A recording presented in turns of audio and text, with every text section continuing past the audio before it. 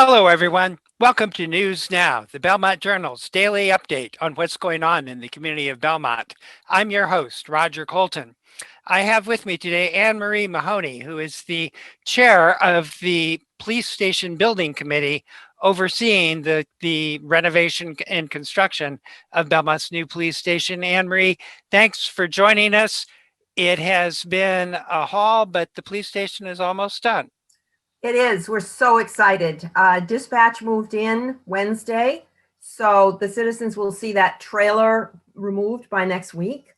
Our furniture is due to be delivered February 15th.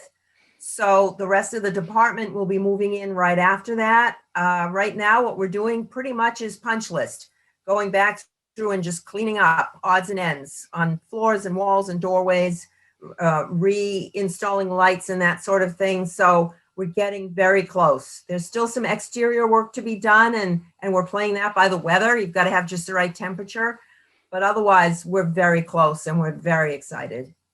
Congratulations. There is a new initiative to fund some of the amenities. I don't know if that's the right word.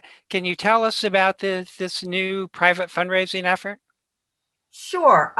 Really, since the beginning, we have happily accepted donations from citizens. I have to acknowledge right off that we received a very generous grant from the Belmont Savings Bank Foundation, which defrayed the cost of all the lockers. That was huge for us. Individual citizens like the Allisons have been very generous to us, as well as some anonymous donations. Right now, we have two efforts going forward. One is a fund established by the Friends of Richie Lane, a police officer who died recently, very sadly. And so that group is raising funds to defray the cost of the kitchen/lunchroom, and it will be named the Richard J. Lane Cafe. It is a place where the officers spend some time. As you know, a police station is open 24/7, so it's breakfast, lunch, and dinner. We've put together a very nice kitchen, but that was not in the original plan. And so that effort is going forward, and I know that group would welcome donations from anybody. Also, now we're at the point of planning for real, not just on paper, the landscaping. That will be done as soon as it gets warm enough in the spring, maybe late March into April. So the total cost of what we've laid out for landscaping on that site is around $25,000. We have a small landscaping budget, but maybe not enough to completely cover that.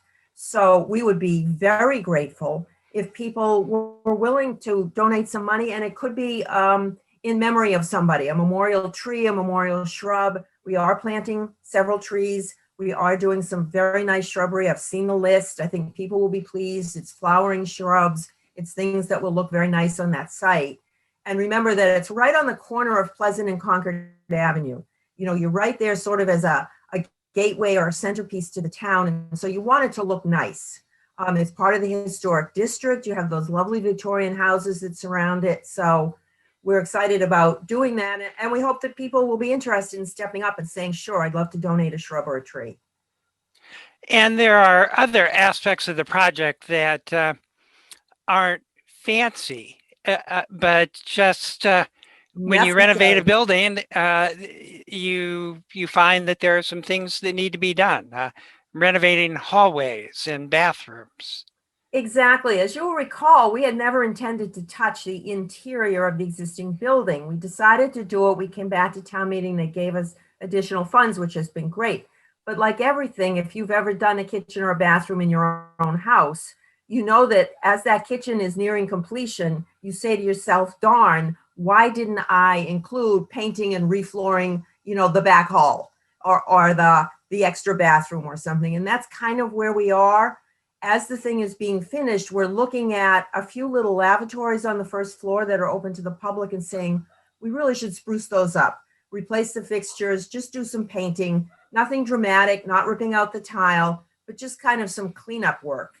And at this point, we're really pinching pennies to make that happen. What we want when we open the building and bring the public in, we want them to be happy and as excited as we are about the finished project, and it's those little details that matter.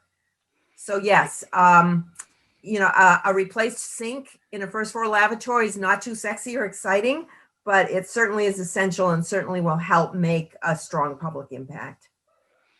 And if someone were interested in making a donation, how would they do that?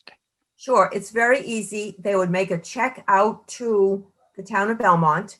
They would send it to the treasurer's office, just like you do your taxes. But in the memo line of that check, it would be very important to list Belmont Police Station or Police Station Building Committee, so that Floyd knows that money is going directly to the building committee account, and it's to help defray the expenses of the finished work on the police station.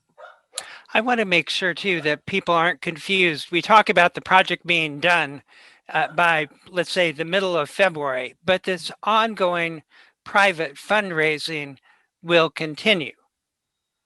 It will continue, until we don't need anything else, I Okay. guess. This work on the bathrooms is part of this end finish up work. The kitchen certainly needs to be completed. The landscaping is the one thing that will hang over into the springtime. So we would be able to accept money to defray the cost of the landscaping into April. But otherwise, the rest of it has to get done. We have to pay the contractor. So Sure. that's a now thing. Will there be an opportunity for people to see the finished product, the final building, other than simply driving Driving by on Pleasant Street? Yes, COVID has really made it very difficult for us.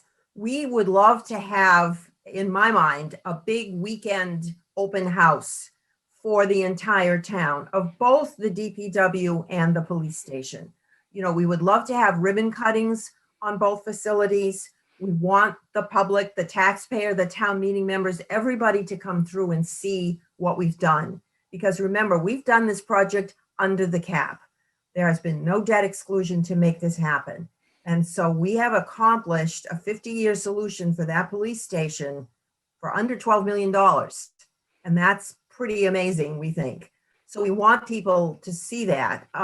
We are thinking of dovetailing that effort with town meeting. It may not be until May or June. We just don't know. We have to see how this virus plays out because we want the public in person. And we will do sort of a closeout report at town meeting where we Sure. review all the finances. We'll show some video of both facilities before and after, so people will have a chance to see it.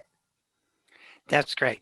Thanks for bringing us up to date. We've been speaking with Anne Marie Mahoney, the chair of the building committee for the Belmont Police Station.